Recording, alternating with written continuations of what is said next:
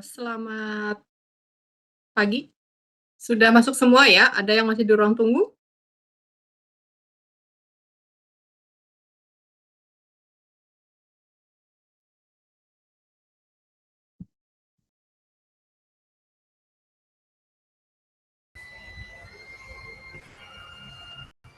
Izin masuk Ibu, sepertinya masih ada yang join karena tadi terdapat kelas offline, mungkin masih di jalan. Oh, oke, oke.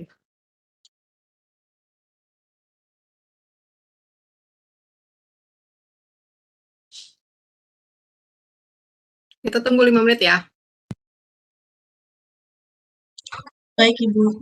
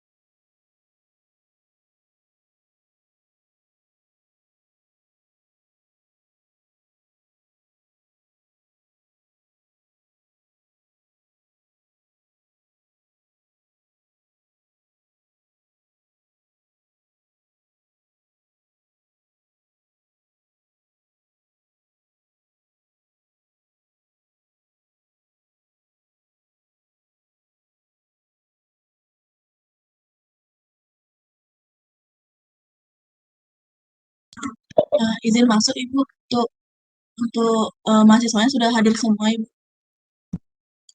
Oke, kita mulai ya. Kita kuliahnya kurang lebih sejam aja karena saya nyambi ada Monef UTBK. Hari ini kan sampai hari Kamis ada UTBK. Oke, topiknya hari ini adalah reaksi transfer elektron dan kesetimbangan reaksi redoks ya. Oke, suara saya terdengar ya? Terdengar Ibu. Oke. Kalau kita bicara reaksi transfer elektron, jadi transfer elektron itu kalau secara molekuler kita lihat terjadi ketika suatu elektron itu berpindah dari satu atom atau dari satu molekul ke atom atau molekul lain. Jadi kalau kita bicara reaksi transfer elektron, kalau kalian googling itu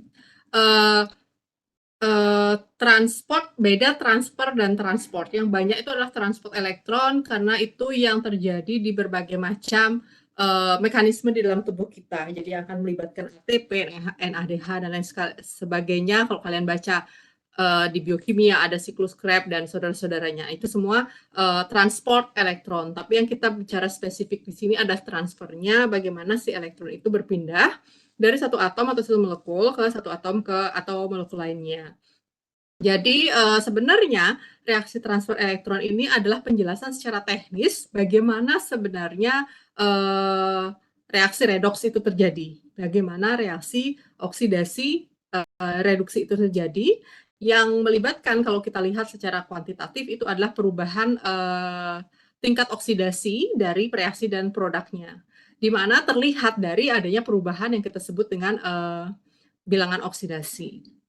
Nah, sejumlah proses biologi seperti yang tadi saya sebutkan itu melibatkan transfer elektron, di mana ada pengikatan oksigen, misalnya proses fotosintesis yang paling simpel, kemudian pernafasan kita, dan proses lainnya itu adalah detoksifikasi, itu juga melibatkan proses transfer dari elektron. Proses transfer energi dalam transfer elektron ini bisa jadi melibatkan pertukaran dua atau lebih elektron, di mana dua proses ini harus terjadi secara bersamaan. Jadi proses melepas dan mengikat elektronnya harus terjadi secara berlawanan arah dalam reaksi kesetimbangan, dan harus terjadi dalam proses atau dalam waktu yang bersamaan, di mana jarak reaksinya jarak antar molekul yang terlibat dalam reaksi itu pendek, jadi tidak berjauhan. Nah, umumnya lagi reaksi transfer elektron itu melibatkan kompleks antara logam-logam transisi dalam sistem periodik. Tadi kalau Anda lihat di sistem periodik ya, umumnya reaksi transfer elektron dalam hal ini adalah reaksi redoks yang kita bahas, itu akan melibatkan logam-logam transisi.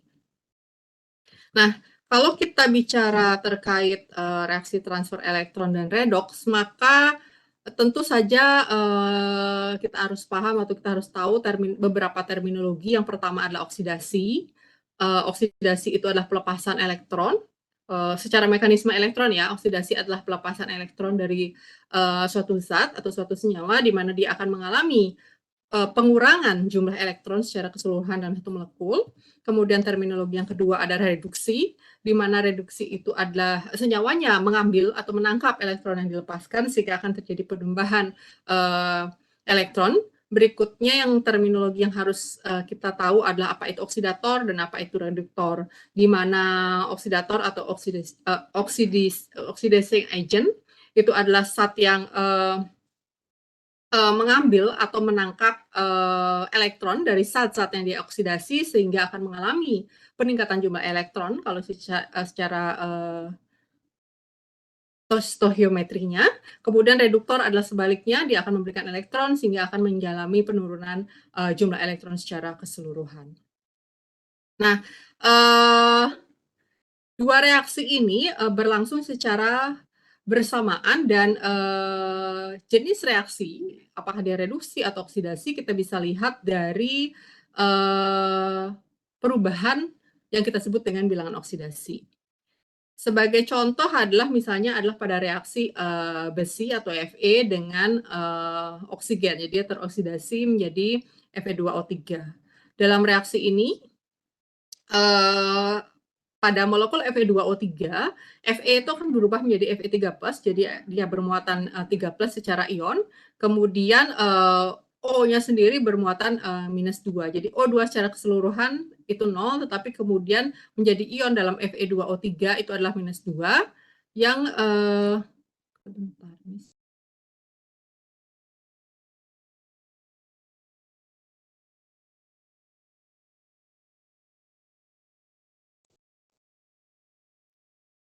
bentar ya.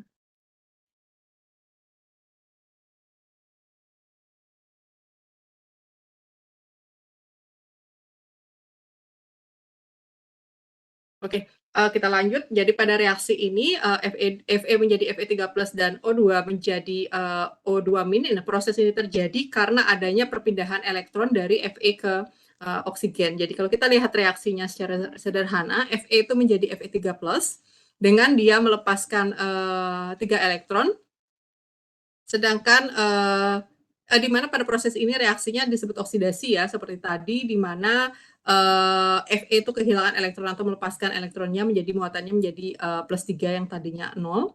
Kemudian untuk reaksi oksigennya sendiri dari O2 dia secara molekul melepaskan 4 elektron sehingga menjadi 2 ion O2-. Nah, pada proses ini O2 mengalami reduksi karena dia menerima elektron, jadi akan mengalami peningkatan elektron secara keseluruhan. Nah, ini reaksi paling sederhana, salah satu contoh reaksi sederhana dari redoks, di mana perlu dilihat bahwa tidak seluruh reaksi yang melibatkan perubahan reaksi-reaksi seperti ini bisa kita kategorikan sebagai redoks. Sehingga seperti tadi yang sudah saya sampaikan bahwa parameter yang kita lihat adalah apakah terjadi perubahan bilangan oksidasi atau tidak dari masing-masing elemen yang terlibat dalam reaksi. Nah, contohnya adalah ketika AgNO3 menjadi NaCl, ini memang terjadi reaksi yang akan merubah produk senyawa awal atau starting materialnya menjadi produk. Namun ketika kita lihat, meskipun dia terjadi perubahan komposisi senyawa ya, jadi Na-nya berikatan dengan NO3, sementara Ag yang tadinya AgNO3 menjadi AgCl, tetapi kalau kita lihat secara per ion yang terlibat, elemen yang terlibat dalam reaksi ini tidak terjadi perubahan bilangan oksidasi dari masing-masing ionnya, baik Ag, NO, Na maupun Cl yang terlibat dalam reaksi. Kalau kita lihatnya di atasnya itu adalah bilangan oksidasi. Nah, berikutnya juga kita lihat dari reaksi yang kedua, ini ada antara asam dan basa. Ini reaksi asam basa, di mana di sini juga tidak terjadi perubahan bilangan oksidasi dari elemen-elemen yang terlibat dari dalam reaksinya. Gitu. Sehingga reaksi ini juga bukan merupakan reaksi redoks. Nah, perlu dilihat bahwa masing-masing molekul ini kalau dijumlahkan bilangan oksidasinya dia bernilai 0 atau sesuai dengan muatan molekulnya. Ya, karena ini muatannya netral semua, muatannya 0, maka kalau di total masing-masing molekul ini memiliki bilangan oksidasi dengan jumlah 0. Nah, yang perlu diingat dalam melihat reaksi oksidasi reduksi adalah bilangan oksidasi. Seperti yang tadi saya sampaikan bahwa secara kuantitatif kita melihat apakah dia oksidasi ataukah dia reduksi adalah dari bilangan oksidasi. Ada beberapa hal yang mungkin adik-adik perlu ingat kembali. Karena redoks ini kan bukan hal yang baru ya, sudah pernah tentu saja kita bersama tahu redoks seperti apa. Ini hanya sekedar review. Yang perlu diingat tadi ini adalah bilangan oksidasi dari unsur-unsur ataupun molekul-molekul totalnya itu adalah 0. Ya, contohnya ya H2FeS8P4 dan seterusnya itu bilangan oksidasinya adalah 0.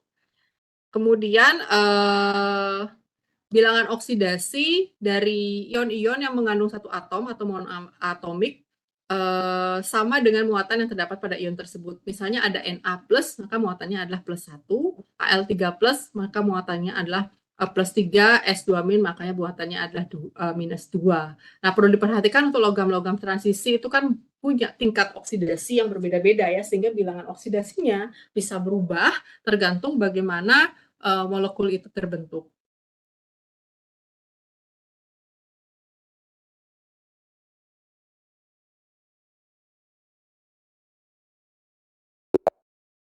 Berikutnya adalah kalau yang poliatomik, jumlah bilangan oksidasi sama dengan yang ada pada ion. Jadi kita lihat masing-masing ion dalam suatu molekul itu berapa bilangan oksidasinya.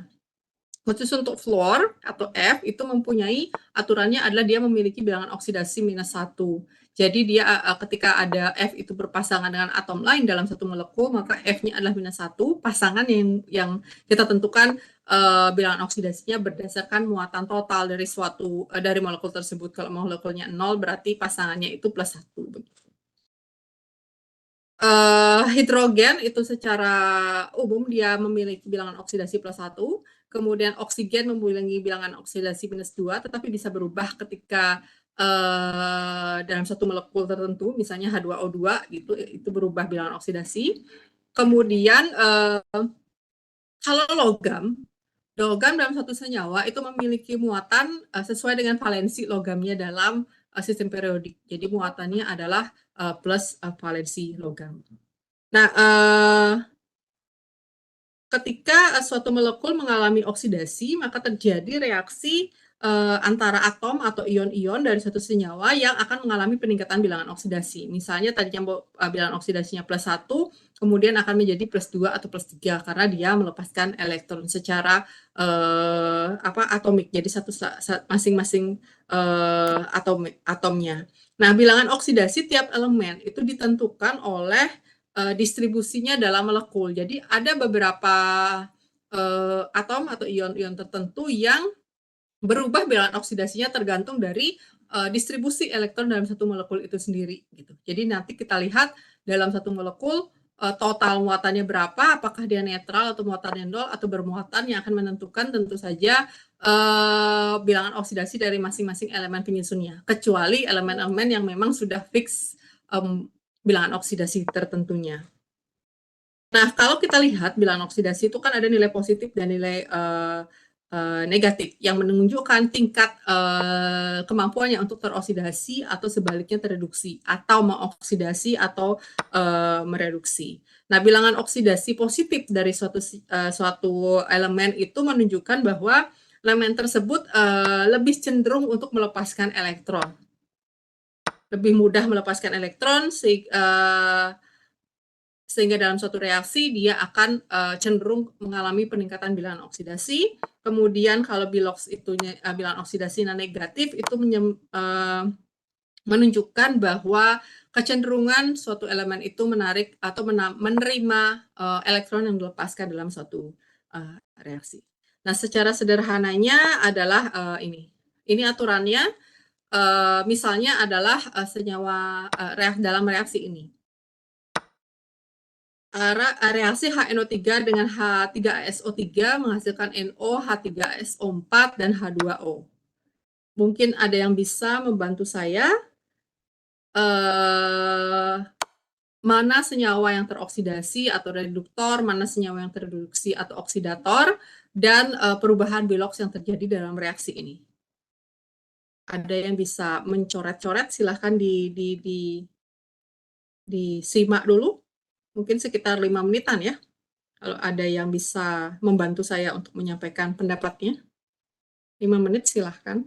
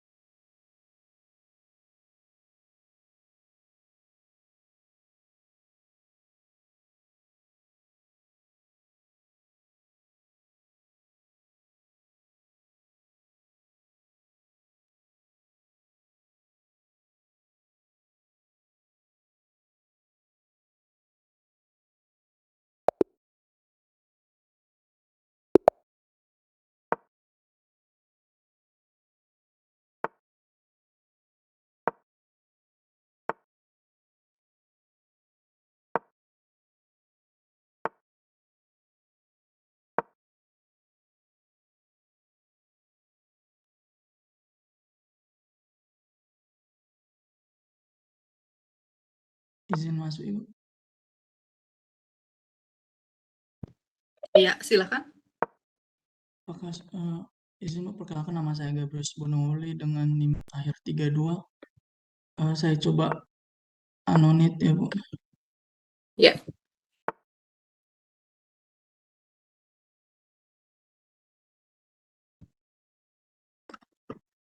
Baik, berdasarkan soal kita disuruh menentukan zat yang teroksidasi, tereduksi, oksidator, dan reduktor.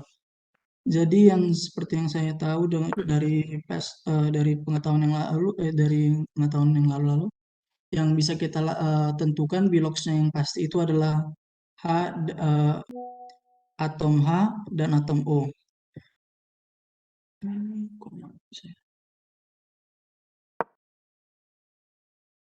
Jadi yang saya ketahui kalau misalnya H berikatan dengan ion non-logam, dia memiliki bilox +1. Izin, apakah garisnya sudah kelihatan, Ibu? Di saya kelihatan, di teman-teman lainnya kelihatan nggak? Sudah terlihat. Oke, ya lanjutkan.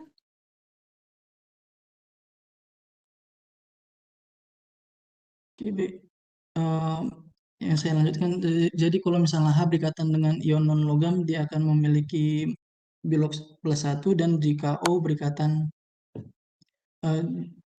dan ion O akan bermuatan -2. Jadi kan karena ada 3 O di sini, maka bilox O sepenuhnya itu adalah -6. Karena total bilox dalam molekul itu sama dengan 0, maka +1 ditambah dengan biloxnya N ditambah dengan -6 akan menghasilkan 0. Jadi bisa secara matematis kita bisa melihat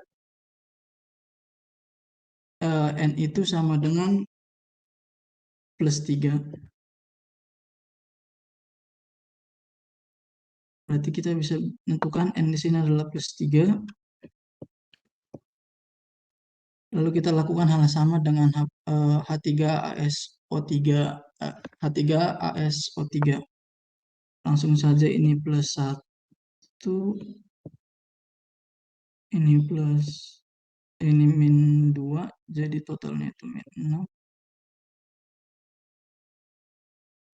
Ini +3.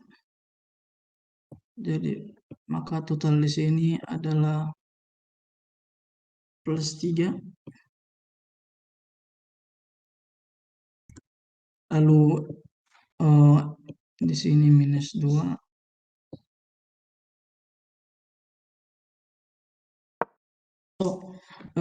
Yang HNO3-nya saya salah hitung. Ini seharusnya +5, sorry.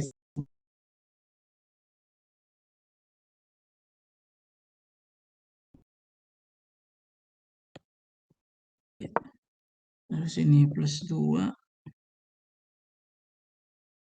Ini dibikin jadi +3 -8. Maka di sini adalah +5.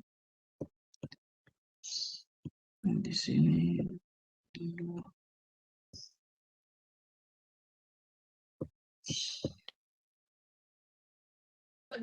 Ya. Nah, maka yang seperti saya bilang bahwa atom yang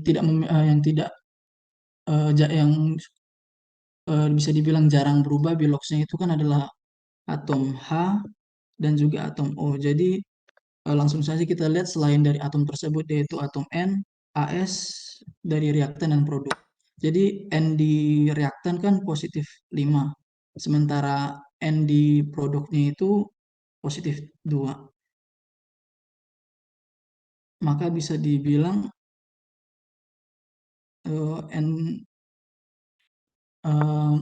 molekul HNO3 mengalami reduksi.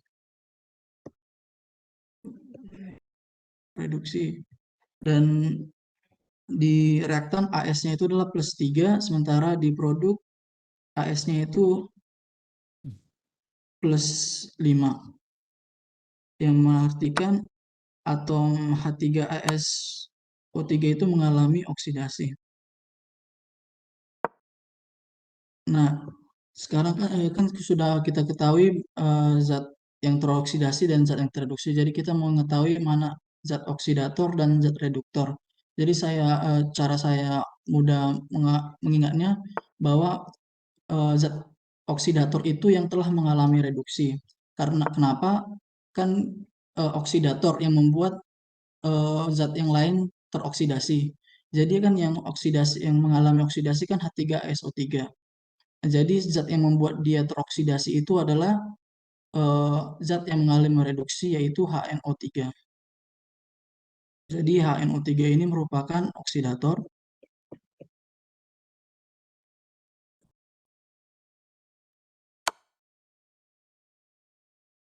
Nah, karena kita sudah mengetahui oksidator, maka kita telah akan mengetahui reduktornya yaitu molekul H3ASO3.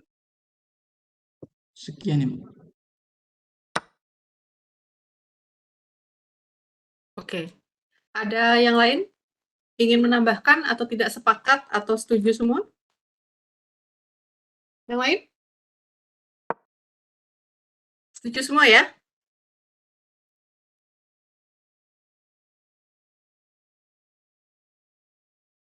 Oke, iya, apa yang disampaikan tadi siapa namanya? Gabrio. Panggilannya siapa? Panggilannya Gabriel sih, Bu. Oh, Gabrios. Oke, secara umum sama, hanya ada satu hal yang kurang dilakukan, yaitu penyetaraan reaksi. Jadi reaksinya jumlah atom-atom sebelah kiri dan jumlah atom sebelah kanan itu harusnya sama. Ya, itu yang kurang, meskipun perhitungan Biloxnya tidak berubah, perhitungan Biloxnya sama. Secara keseluruhan benar seperti itu. Ini stop ininya di mana ya, kok nggak muncul di saya?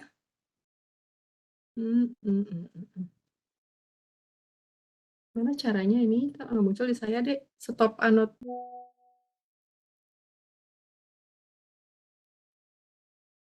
Udah. Oke. Jadi secara keseluruhan, kalau kita setiap mengerjakan, sudah bagus, terima kasih ya tadi bantuannya gitu. Kalau offline mah lebih cepat ya, karena online jadi lebih lama coret-coretnya. Tapi nggak apa-apa, kita memanfaatkan teknologi.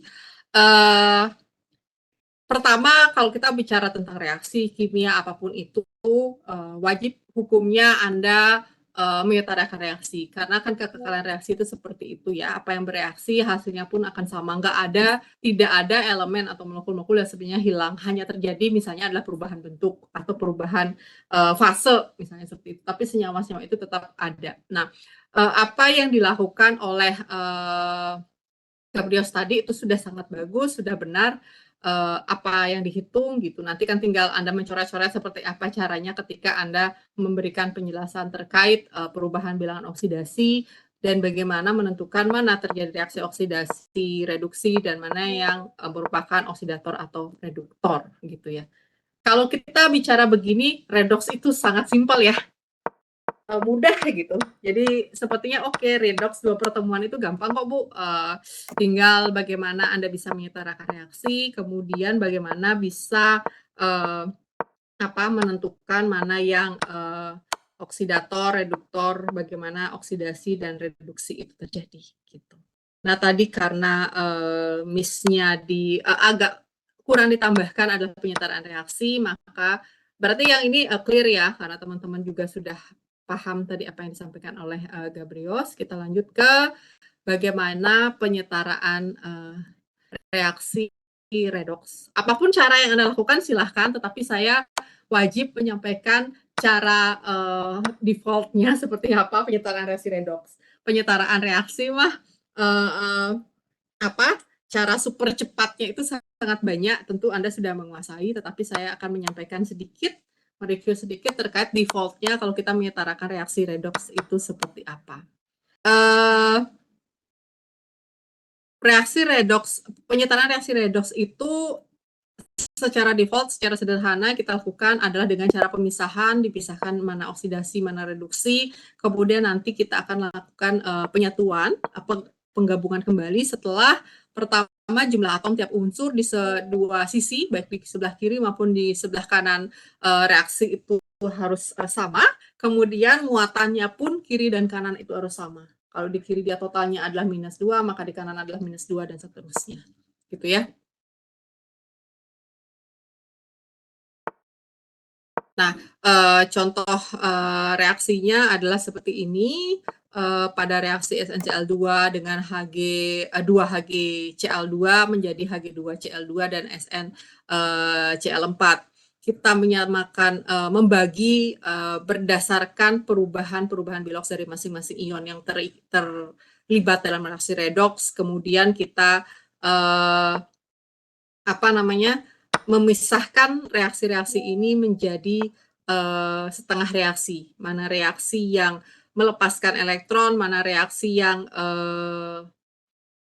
menerima elektron. Jadi muatan akhir pada reaksi setengah kita buat sama baik di kiri maupun di kanan, karena elektron yang dilepas itu seluruhnya akan ditangkap, tidak ada elektron hilang. Kemudian menyetimbangkan kedua reaksi kiri dan kanan, baru kita menjumlahkan sehingga menjadi reaksi yang setimbang di akhir persamaan reaksi. Ini penyamaan reaksi yang kita lakukan secara sederhana. Nah, yang perlu diingat dalam reaksi redoks adalah terdapat kecenderungan ketika ada logam yang aktif, itu logam itu akan cenderung untuk kehilangan elektron.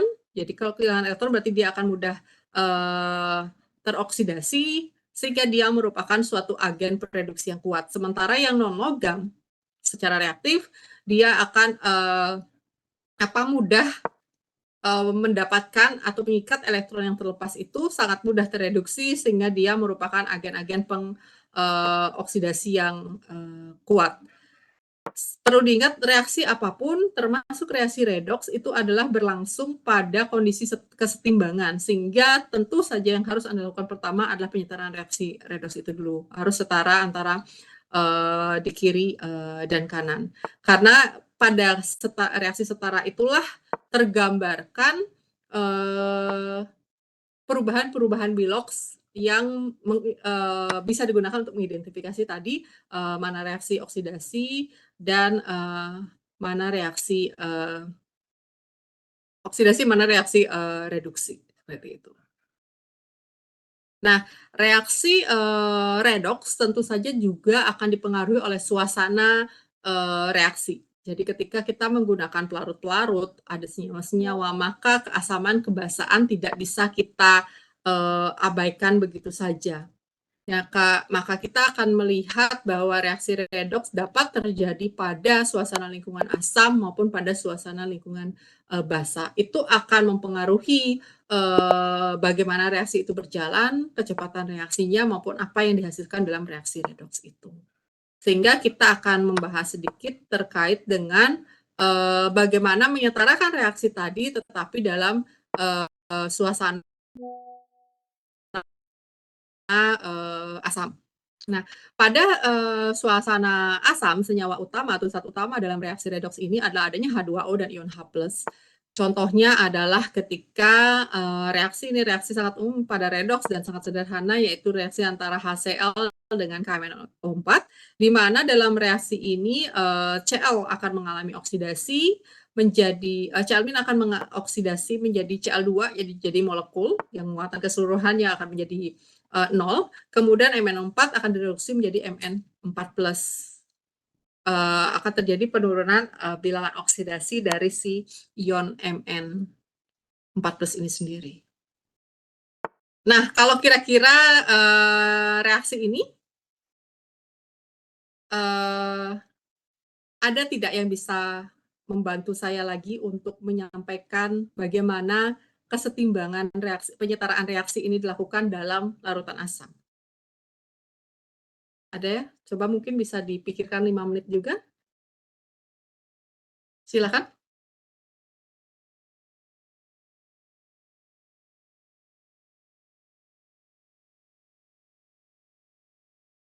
Tadi Gabrios NIM-nya 32 ya, benar ya? Iya, Ibu. Oke, silakan 5 menit ya.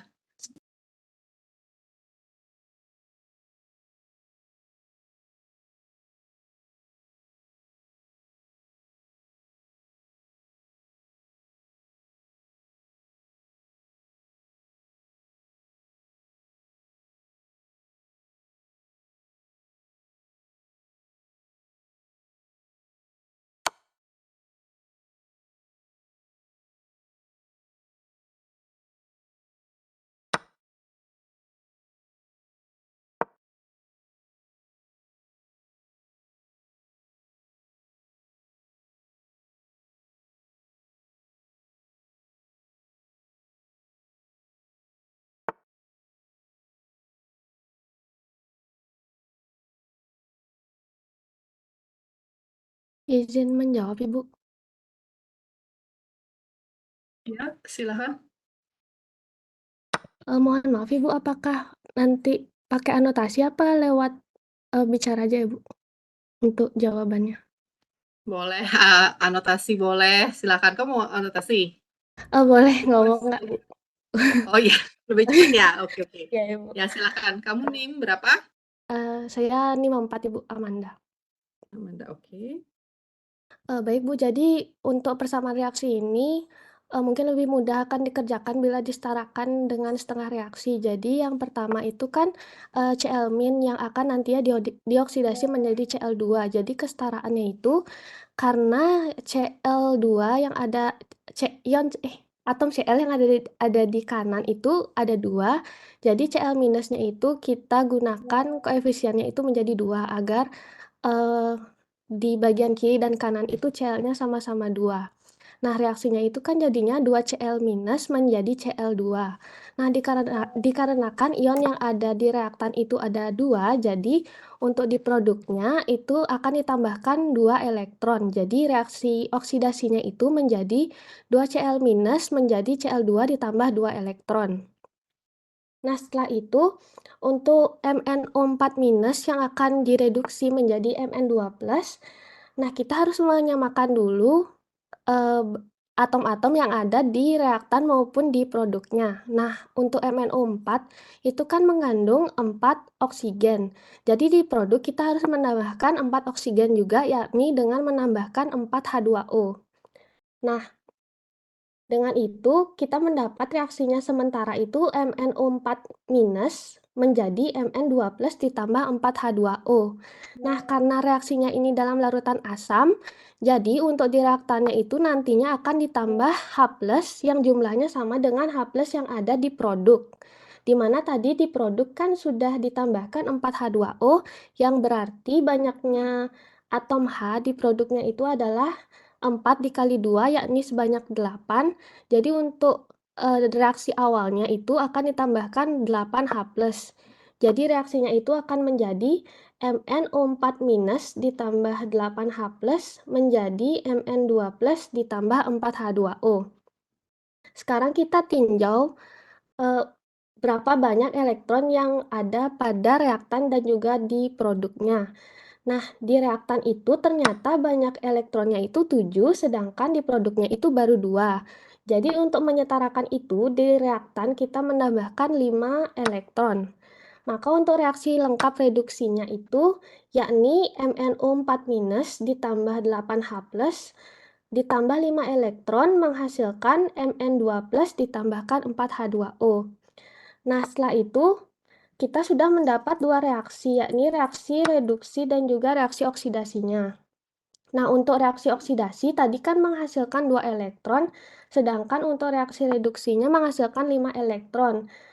Untuk menyetarakan itu, maka reaksi yang Cl- tadi dikalikan 5, dan juga reaksi yang reduksi dari MnO4- itu kita kalikan 2 agar sama-sama di mana MnO4 ini Cl- ini nantinya akan menghasilkan 10 elektron, sedangkan MnO4- akan menangkap 10 elektron.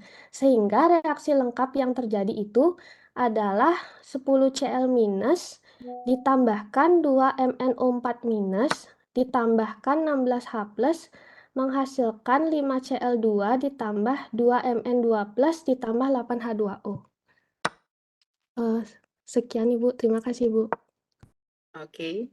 Ada yang lain yang berbeda pendapat mungkin? Atau sudah sesuai?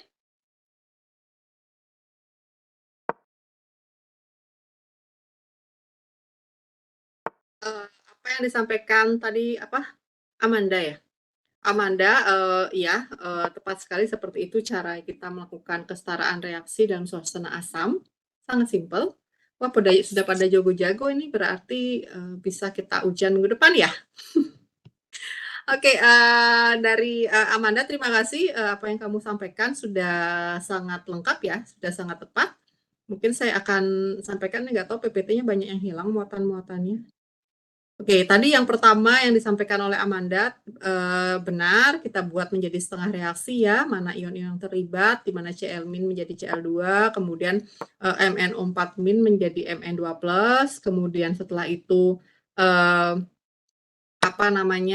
setimbangkan jumlahnya, jadi tadi ada Cl- menjadi Cl2, sehingga sebelah kiri Cl-nya kita kali 2, MnO4- menjadi Mn2+, tetap karena kita hanya menetarakan pertama reaksi atom-atom selain H dan O, nanti H dan O-nya urusan H2O dan H+. Kemudian kalau kurang O kita tambahkan H2O, sehingga jadi MnO4- tambah Mn2+ menjadi 4H2O. Kemudian tambahkan H+ gitu pada yang memerlukan H, jadi ada 8H+ ditambah MnO4- menjadi Mn2+ tambah 4H2O gitu ya. Berikutnya setimbangkan elektron, ya, baik elektron yang dilepaskan maupun yang ditangkap nanti, Cl- menjadi Cl2, sehingga harus muatan kiri dan kanan akan sama, jadi 2 elektron, sementara di MnO4-nya memerlukan tambahan 5 elektron untuk menjadi muatan kiri dan kanan yang sama. Berikutnya, samakan jumlah elektron dilepas dan diterima, sehingga yang Cl- itu dikalikan 5 menjadi 10 elektron, MnO4- dikalikan 2 sehingga juga menjadi 10 elektron. Kemudian setelah itu gabungkan, kan tadi pisahkan, setarakan, terus gabungkan. Nah, ketika gabungkan lagi tinggal dijumlahkan sehingga akan menjadi reaksi redoks ini menjadi 10 Cl- ditambah 16H+ ditambah 2 MnO4- menjadi 5 Cl2 ditambah 2 Mn2+ dan 8H2O. Nah, reaksi ini tentu saja sudah menjadi reaksi dalam suasana asam karena di situ ada H+. Perlu diperhatikan kalau kita bicara persamaan reaksi, ada jumlah senyawa sebelah kiri dan sebelah kanan yang sama itu harus dihilangkan karena kan produk dan starting material dan produk yang sama kita hilangkan dalam persamaan reaksi akhir. Jadi reaksi akhirnya adalah reaksi kebetulan ini kiri dan kanan tidak ada yang sama sehingga ketika hasil jumlah dan hasil penghilangan itu menghasilkan persamaan reaksi yang sama. Simpel ya. Kalau sudah dicoba tentu akan menjadi hal yang mudah kalau sering kita coba. Dan tentu saja akan muncul pertanyaan, Ibu, masa saya harus buat 8 tahapan? Boleh nggak Bu dalam satu tahapan saya buat langsung saya tebak bisa persamaan reaksinya menjadi seperti apa? Ya tentu saja boleh.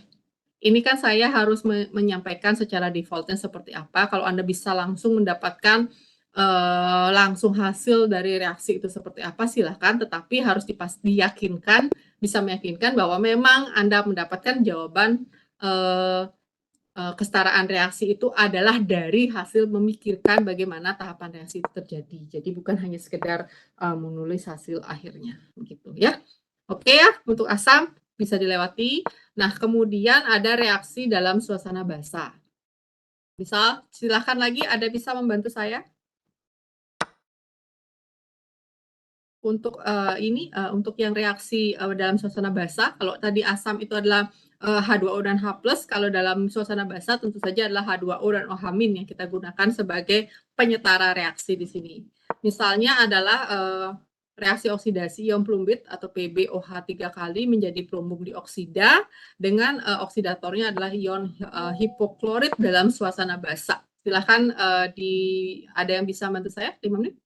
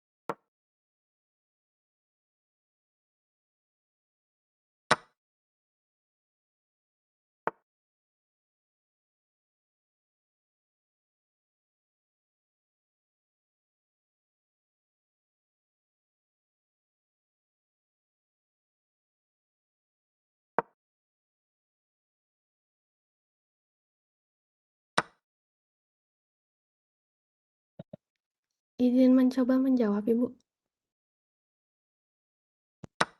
Oke, silakan. Loh, yang lain nggak ada? Amanda lagi? Amanda lagi ya? Iya, Ibu. Ya sudahlah, kalau nggak ada ya silakan Amanda. Baik, Silakan. terima kasih Ibu atas kesempatannya. Jadi di sini kan reaksinya itu antara PbOH3- sama OCl-. Jadi kurang lebih sebenarnya caranya sama seperti tadi, tetapi nanti di akhir ada perbedaan. Nah, untuk PbOH3- ini kan akan menjadi PbO2-. Jadi kita setarakan lagi jumlah atom-atom yang ada di reaktan maupun di produknya. Nah, di reaktan itu kan, jumlah Pb-nya 1, OH-nya 3, dan juga H-nya itu 3. Nah, jadi kita dapat simpulkan bahwa di produk nanti perlu penambahan 1 atom O yang berasal dari H2O. Setelah itu, kita dapat reaksinya adalah PbOH3- menjadi PbO2 ditambah H2O. Nah, setelah itu kita juga ternyata masih kekurangan atom H di produk sebanyak 1, jadi kita tambahkan 1H+. Jadi reaksi yang terjadi itu nantinya PbOH3- menjadi PbO2 ditambah H2O ditambah H+. Nah, setelah kita lihat banyak elektron di reaktan itu -1 elektron, sedangkan di produknya itu ada +1 elektron. Jadi untuk kesetaraannya kita tambahkan 2 elektron di produk. Nah, setelah itu untuk setengah reaksi selanjutnya adalah reaksi OCl- menjadi Cl-. Nah, kita kekurangan atom O di produknya sehingga kita tambahkan H2O di produknya, sehingga reaksi yang terjadi adalah OCl- menjadi Cl- ditambah H2O.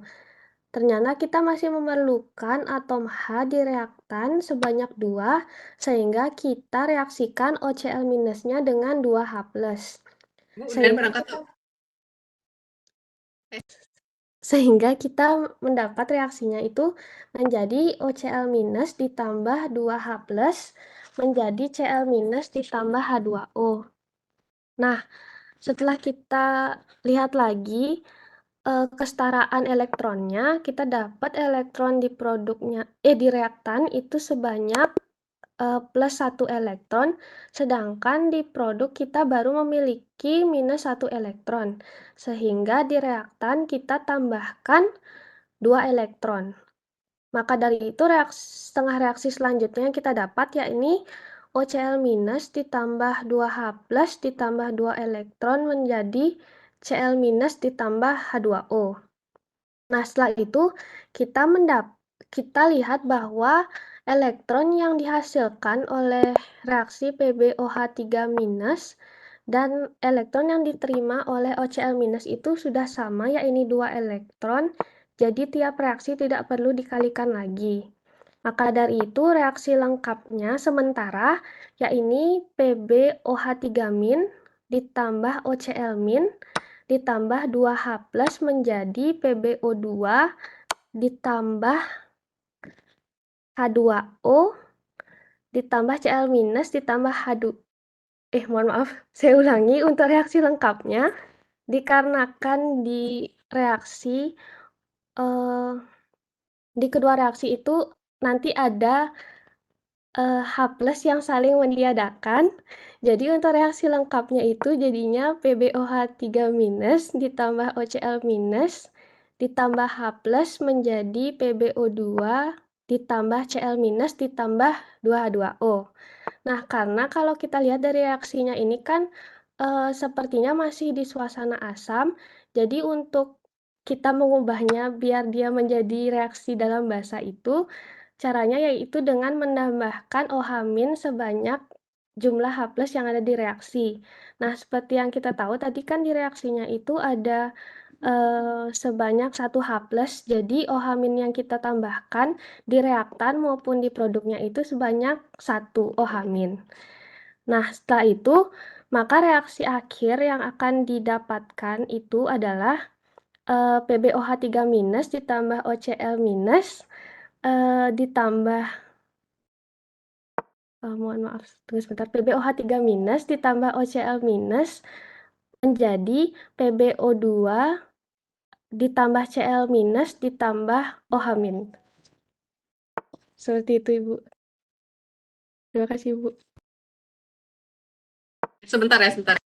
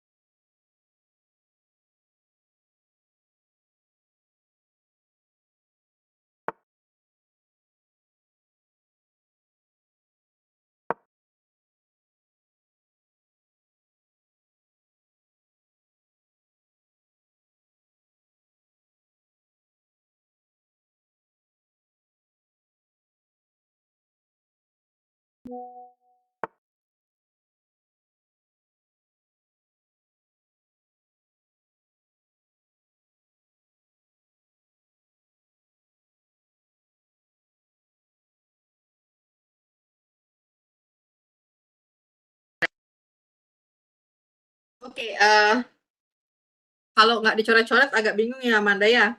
Terima kasih Amanda, hasil reaksinya sudah seperti yang Amanda sampaikan, sudah setaranya memang seperti itu. Jadi biar teman-teman yang lainnya juga melihat apa yang kamu sampaikan, saya coba berikan kayak tadi ya.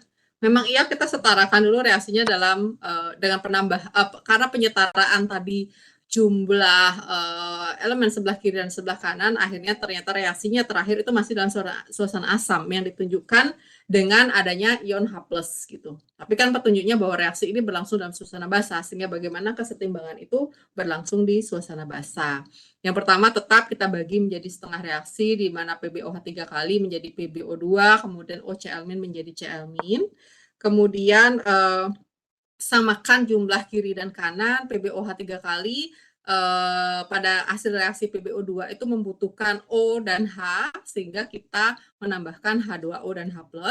Sementara pada OCl- itu membutuhkan pada OCl- menjadi Cl- itu membutuhkan O, sehingga tambahkan H2O, tetapi kalau ditambahkan H2O sehingga sebelah kiri kita kekurangan H, jadi ditambahkan lagi H+ di sebelah kiri. Begitu kemudian setelah itu kita akan setimbangkan jumlah elektron. Jumlah elektron ini untuk menyamakan kembali muatan molekul secara keseluruhan sebelah kiri dan sebelah kanan. Nah, setengah reaksi dari PbOH 3 kali itu membutuhkan 2 elektron, begitu pula dengan setengah reaksi OCl- juga membutuhkan 2 elektron. Gitu ya. Nah, pada reaksi ini kebetulan sekali jumlah elektron yang dilepaskan dan jumlah elektron yang diterima itu sudah sama, sehingga reaksi ini bisa dijumlahkan. Nah, penjumlahan setengah reaksinya menghasilkan reaksi 2H+ tambah OCl- menjadi PbOH 3 kali, menjadi Cl- tambah 2H2O tambah PbO2 ditambah H+. Kemudian kita lihat ada senyawa yang sama ya, ada elemen yang sama antara kanan dan kiri, yaitu H+ yang bisa kita coret, sehingga reaksi ini menjadi H+ tambah OCl- ditambah PbOH 3 kali menjadi Cl- tambah H2O tambah PbO2, di mana reaksi redoks ini sebenarnya sudah setimbang namun masih dalam suasana asam. Tadi kan suasana yang harus dihasilkan adalah suasana basah, sehingga kita mengkonversi reaksi ini menjadi suasana basah dengan menambahkan ion OH-. OH- itu kan menunjukkan basah ya, sesuai dengan jumlah H+ yang ada pada persamaan reaksi. Kalau kita menambahkan sesuatu, ditambahkannya harus sebelah kiri dan sebelah kanan dengan jumlah yang sama untuk menjamin reaksinya tetap menjadi setimbang gitu. Sebelah kiri kita tambahkan OH-, di sebelah kanan juga kita tambahkan OH-, sehingga reaksinya menjadi H2O ditambah OCl- ditambah PbOH 3 kali PbOH 3 kali menjadi Cl- ditambah 2H2O dan plus PbO2 tambah OH-.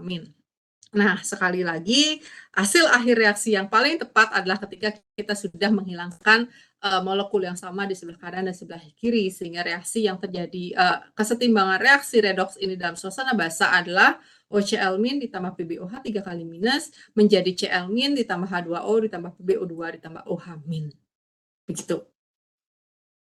Ada yang bingung mungkin? Atau ada yang masih ingin disampaikan untuk reaksi ini? Ada tahapan yang bingung? Silakan, kalau ada.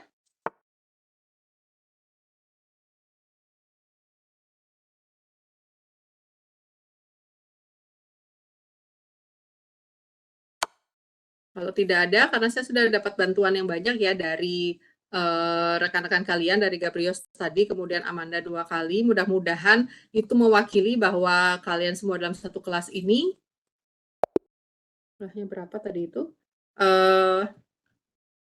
Sudah paham bagaimana melakukan bagaimana reaksi redoks itu, kemudian bagaimana kita harus bisa menyetarakan reaksi sehingga nanti minggu depan kita bisa melihat bagaimana titrasi redoks itu sendiri.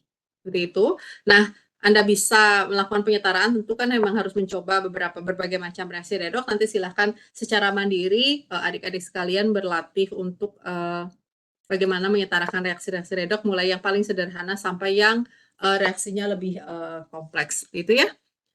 Untuk topik kesetimbangan dan reaksi redoks, saya rasa itu yang bisa saya sampaikan. Simpel saja, nanti silahkan berlatih secara mandiri. Kalau memang ada hal yang masih kita ingin didiskusikan terkait kesetimbangan dan reaksinya, minggu depan di pertemuan titrasi ya, minggu depan kan masih ada titrasi redoks, kita bahas di sana sekaligus pada titrasi redoksnya. Oke, ada yang ingin disampaikan atau ditanyakan? Silahkan kalau ada.